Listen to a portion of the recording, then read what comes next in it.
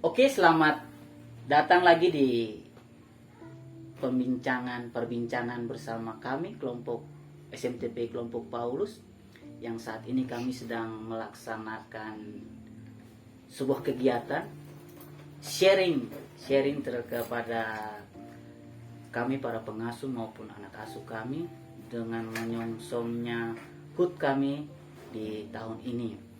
Hari ini kita akan menampilkan seorang sosok, kalau mau dibilang beliau juga cukup kuat karena beliau salah satu ketua di SMTP kelompok Paulus yang sekarang memang sudah berpindah sektor saja, tetapi hatinya masih tetap sama, sehingga kami masih tetap ada komunikasi yang baik.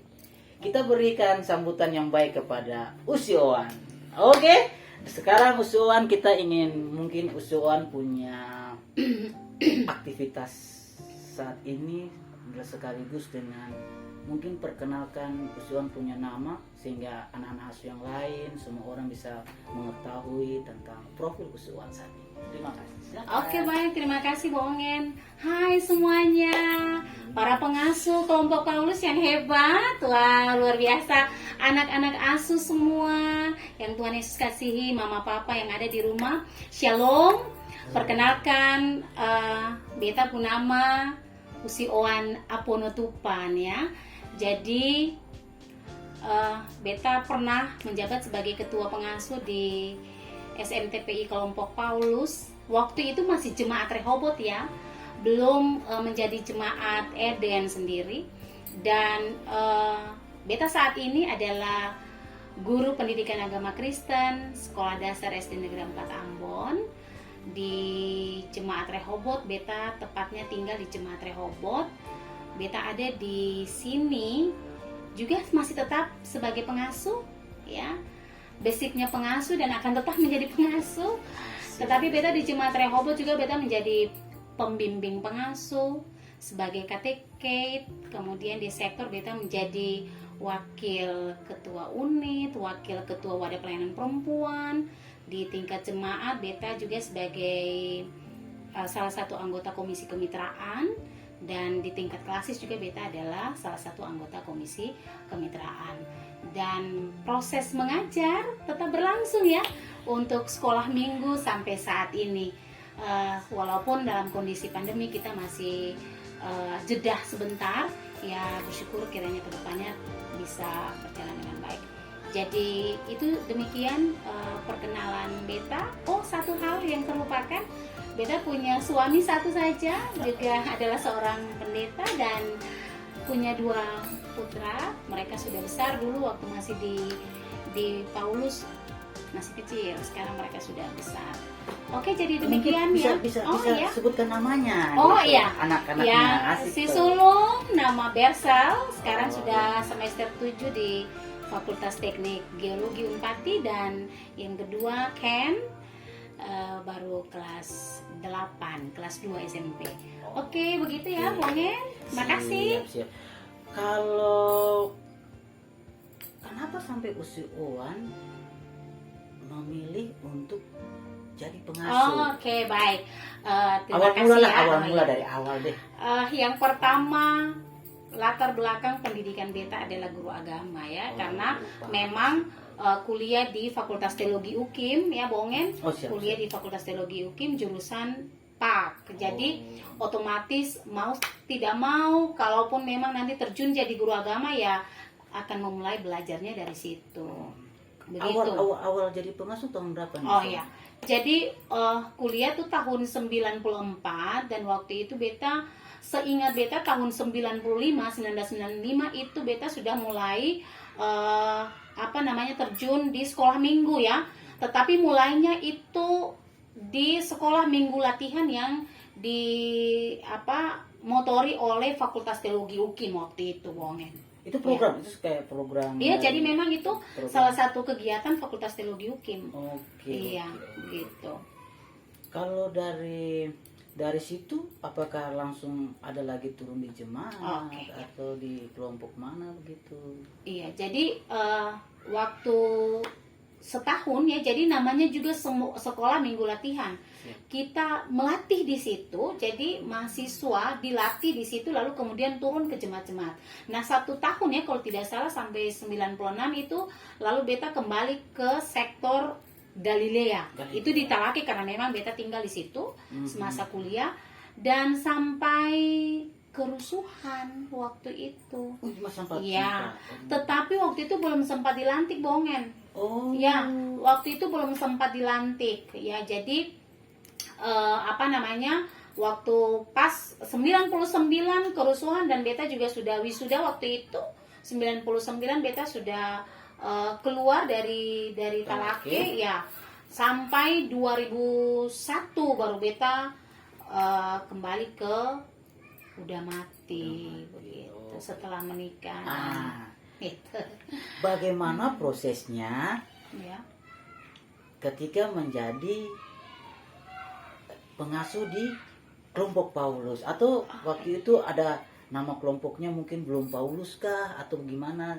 Silakan. Oh ya, terima kasih Bu Ongen. Jadi waktu beta masih pertama kali di situ di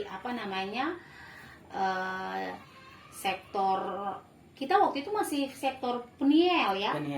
Sektor Peniel Kuda Mati. Karena waktu itu ada sektor Peniel Batu Gantong juga seperti itu. Jadi nama sekolah minggu kita masih Peniel Kuda Mati, tetapi ketika pemekaran sektor lalu kemudian kita beralih namanya ke Paulus.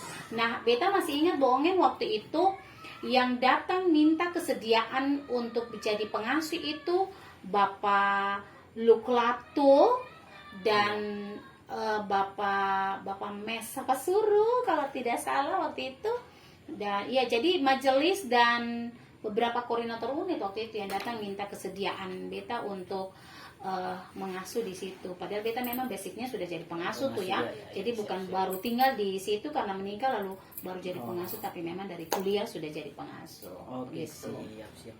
Adakah suka duka dalam melayani, mungkin sajakah tentang tantangan di dalam pelayanan itu sendiri, atau anak-anak yang jahil, anak-anak yang nakal? Ya, kita tahu tentang daerah Kuda Mati yang dibilang sering anak-nakalnya banyak. Mungkinkah dari bimbingan seorang pengasuh ada sesuatu yang menurut Usi Oan sendiri sebagai pengasuh yang menarik untuk disampaikan? Oke Bu Angen, yang pertama beta salut untuk anak-anak di Paulus ya. Mengapa? Karena anak-anak yang dulunya ketum asuh sekarang semua justru sudah menggantikan ketum posisi ya. Bahkan anak-anak yang sudah hebat, yang sudah jadi pengasuh lah bahkan ya, yang sudah berhasil, bahkan ada sebagian juga yang sudah berkeluarga ya. Di situ. Kalau berbicara tentang suka duka banyak ya. Tidak selamanya pelayanan itu hanya ada sukanya, dukanya juga banyak Bongen. Yang pertama, kita terkendala pada waktu itu, seingat beta, terkendala dengan tenaga pengasuh. Ketum tenaga pengasuh paling sedikit waktu itu ya. Waktu itu. Jadi nanti bersyukur setelah 2003, 2004 itu malah Bongen sudah datang ya waktu itu. Beta 2003 kalau nggak salah. Nah itu. 2003. Jadi itu sudah mulai ada kekuatan sedikit. Bahkan ketum sing ada punya pengasuh laki-laki. Beta ingat tuh masih Bu Icat Sondak ya.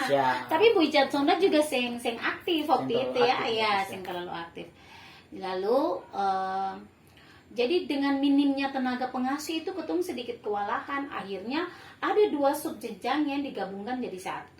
Tapi seingat beta waktu itu ketum belum pembagian subjenjang kali ya, masih jenjang waktu itu ya, karena pengasuhnya juga masih sedikit. Lalu kalau soal anak-anak beta yang terlalu signifikan, artinya yang terlalu yang untuk anak-anak di Paulus menurut beta masih bisa diatur, orang tua juga sangat mendukung.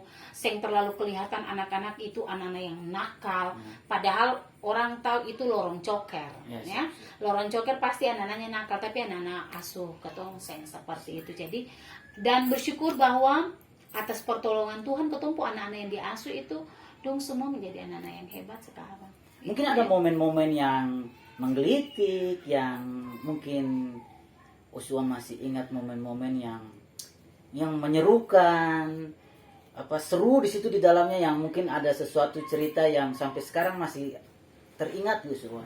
Ada nggak? Oh, kalau mau bilang yang serunya paling kalau ketum punya apa? Lomba-lomba Oh ya, ya. bisa. Ada perlombaan, ada menyongsong Natal 6 September. Nah, itu serunya di situ. Ada kegiatan-kegiatan yang dilakukan, ada banyak sekali tuh.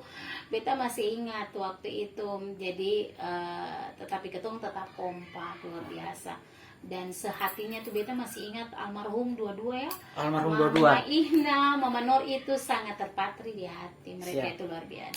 Siap. Itu juga masih tetap jadi panutan. Kalau pengalaman sesama pengasuh mungkin berbagi pengalaman sedikit tentang pengasuh. Pengasuh kenapa Pak Buangan? Mungkin saja ada yang sedih ataupun ada yang kayak nasihat yang memang dulu itu ciri khasnya Ketum Paulus atau ciri khasnya kepemimpinan Usuan, mungkin seperti itu. Iya Buangan. Jadi beta jadi ketua pengasuh memang cukup lama. Ya.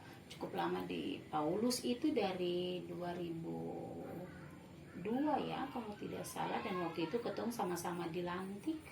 Termasuk Mama Nur juga dilantik waktu itu ya. Jadi beta masih ingat dari Paulus yang lantik tuh beta, Mama Nur, Mami itu iya ya kalau saya salah kapan dua saja yang waktu itu dilantik tahun 2002, dan itu selama langsung beta jadi ketua pengasuh itu ya. Jadi beta jadi ketua pengasuh itu antar waktu karena menggantikan Usiludi. Usiludi Bat Momolin waktu itu Usiludi yang ketua kalau saya salah. Karena Usiludi pindah makanya beta ganti Usiludi. Lalu seterusnya masih pemilihan baru, jadi ketua pengasuh lagi sampai 2010.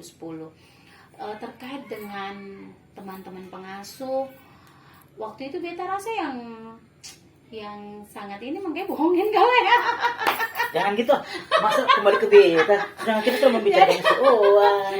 Jadi kalau misalnya bilang tentang pengasuh sendiri, seng terlalu yang yang membuat masalah.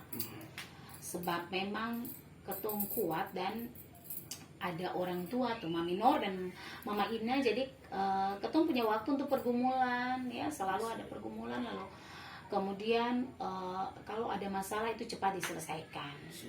Jadi kemudian ketum masih beta sangat salut karena teman-teman pengasuh itu sangat sehati. Beta masih ingat tuh kalau ketum bikin basar tuh. Oh ya. Nah, betul. bikin basar tuh di rumah kuda mati tuh dapur. Aduh, apalagi bikin ketupat. Iya.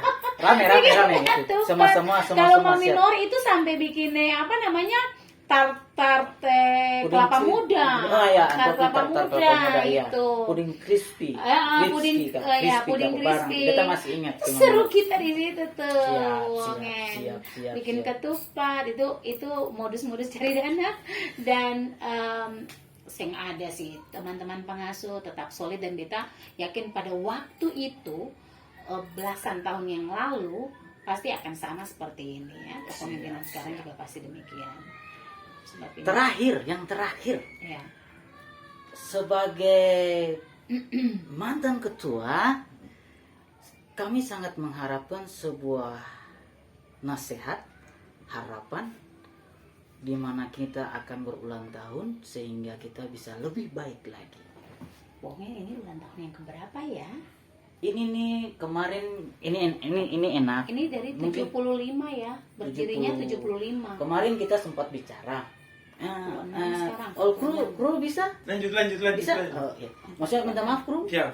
Saya ada masalah kan? Siap. Jadi kemarin kita sudah berbicara dengan di bawah, kebetulan mungkin ada pencerahan, ada Roh Kudus turun.